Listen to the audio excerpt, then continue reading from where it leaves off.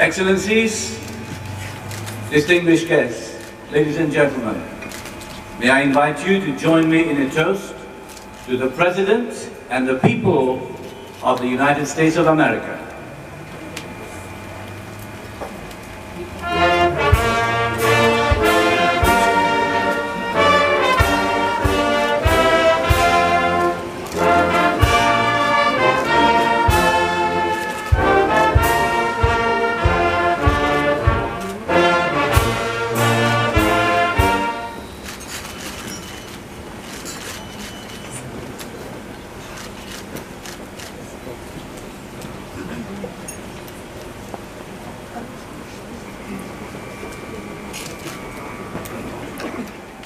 "242 years ago, on July 4th, 1776, the Continental Congress approved the Declaration of Independence, which set the 13 colonies on the road to freedom as a sovereign nation.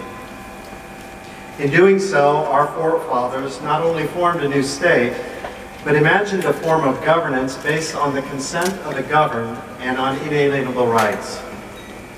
For them and for us today, political independence also meant personal liberty.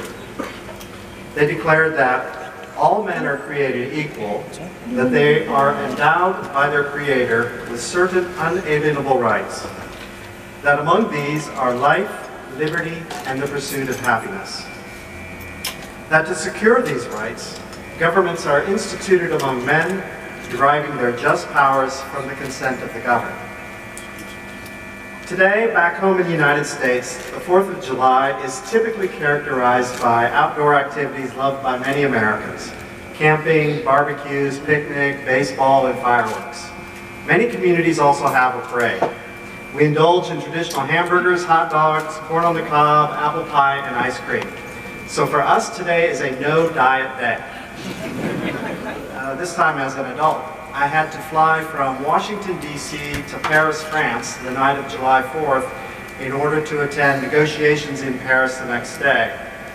It was a perfectly crystal clear night, and while flying up the East Coast, I was able to watch dozens and dozens of fireworks displays up and down the East Coast from above in the sky.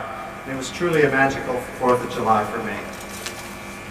This year, though, I'm very pleased to celebrate the 4th with all of you in Mauritius, particularly since this is the year, the 50th anniversary of Mauritius' independence. And to that we say congratulations.